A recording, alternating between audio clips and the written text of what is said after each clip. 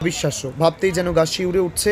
জীবন্ত মানুষের শরীরে অসংখ্য সূচ বা সিরিঞ্জ, গোটা শরীরের মধ্যে যেন কিলবিল করছে সূচগুলি। মানব শরীরে এই সূচ কাণ্ড নিয়ে রীতিমতো আতঙ্কিত পাড়া প্রতিবেশীরা। অলৌকিক না কালা জাদু না চিকিৎসা বিজ্ঞানের কোনো অংশ? যুবকের বাড়িতে মেডিকেল টিম পাঠানো হচ্ছে, তারপর বিষয়টি স্পষ্ট হবে, দাবি জেলা স্বাস্থ্য দপ্তরের। কালা জাদু বলে কিছু হয় না, আমরাও বিষয়টি খতিয়ে দেখছি, দাবি বিজ্ঞান মঞ্চের। মালদার কালিয়াচকের সুলতানগঞ্জের মধ্যপাড়া এলাকার বাসিন্দা মুক ও বধির যুবক হায়দার আলী। ওই যুবকের স্ত্রী নাসিমা খাতুনের বক্তব্য, কয়েক মাস আগে মুর্শিদাবাদের শামশেরগঞ্জের একটি নার্সিংহোমে পেট থেকে অপারেশন করে 2 দফায় মোট 37টি সূচ স্বামীর শরীর থেকে বেরিয়েছিল। সেই সূচ চিকিৎসকেরা আমাদেরকে দেখিয়েছেন। এখনও পর্যন্ত বাড়ির ঘটি বাটি বিক্রি করে চিকিৎসা করিয়েছি, আর সম্ভব হচ্ছে না। পরিবার নিঃস্ব হয়ে গিয়েছে। কিভাবে স্বামীর শরীরে সূচ তৈরি হচ্ছে জানি না। আমাদের মনে হচ্ছে কালা জাদু করেই স্বামীকে কেউ সূচ ঢুকিয়ে দিচ্ছে শরীরে। এই অবস্থায় প্রশাসনের সহযোগিতা ছাড়া আর কোনো উপায় নেই।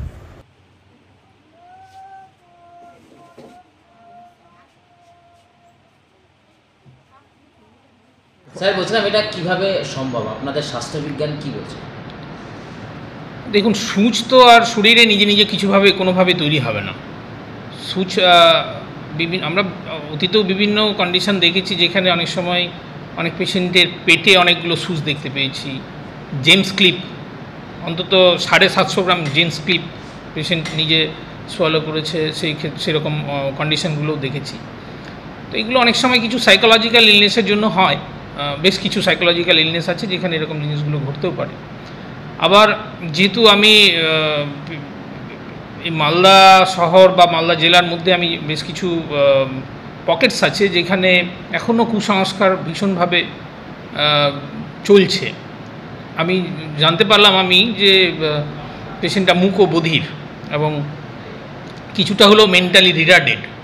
তো সেই পরিস্থিতিতে অনেক সময় হয় যে কোনো গুণী বা ওঝার কথাতে হয়তো সুস্থ হয়ে যাবে এই ভাবনা নিয়ে অনেক সময় অনেকে বিভিন্ন রকমের ম্যানিপুলেশন করেন, বিভিন্ন রকমের থেরাপিসগুলোর কথা বলেন, তার মধ্যেও এটা একটা হতে পারে। তো সবই ইনভেস্টিগেশনের ব্যাপার। এগুলো বিভিন্ন রকমের ইনভেস্টিগেশনস করে পেশেন্টের সঙ্গে কথা বলে, বাড়ির লোকের সঙ্গে কথা বলে বোঝা যেতে পারে যে কোন দিকে কী কারণে এই ধরনের সূচ শরীরের মধ্যে পাওয়া গেল। কারণ আমি যা দেখছি যে 2 হাতে প্রায় সমসংখ্যক পিন রয়েছে, পেটের বাইরের দিকটা দেখছি যা চামড়ার নিচে পিন রয়েছে। যাই পিন রয়েছে আমি যতটুকু প্রাইমারিলি বুঝলাম যে চামড়ার নিচে রয়েছে।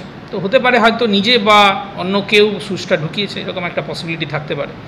কিছু কিছু মেডিকেল কন্ডিশন আছে যেটা দেখলে মনে হবে যেটা সূচের মতো। কিছু কিছু ডিজিজ আছে, অনেক সময় শরীরের ভেতরে ক্যালসিফিকেশন হয়ে গেলে হয়। কিছু লার্ভা প্রোটোজোয়া আছে, যেখানে প্রোটোজোয়া থাকার জন্য শরীরে এরকম মনে হয় যে কিছু সাদা সাদা কিছু পাওয়া যায়, দেখতে পাওয়া যায়। তো সেগুলো কন্ডিশান আছে, তবে প্রাইমারিলি যা দেখে মনে হচ্ছে সেটা ওই লার্ভাজনিত কন্ডিশন নয় প্রাইমারিলি। এবং আপনারা তো এটাও বললেন যে এখান থেকে পিন বার করা হয়েছে, ফলে পিন আছে।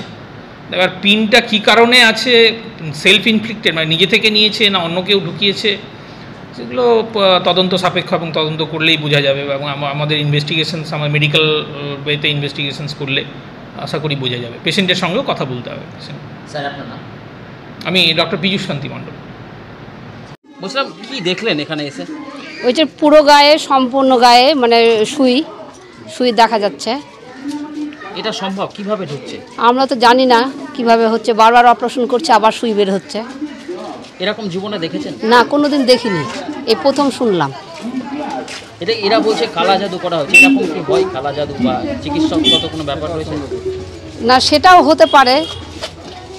কি হতে পারে, মানে এমনি কি মনে করছেন আপনারা? এই জাদুও হতে পারে। জাদুও হতে পারে, জাদু দিয়েও তো করতে পারে। গোটা দেহেতে আছে? হ্যাঁ, তাই তো দেখছি, আমিও দেখতে এসেছি। কি নাম আপনার? আমার যশোদা বর্মন।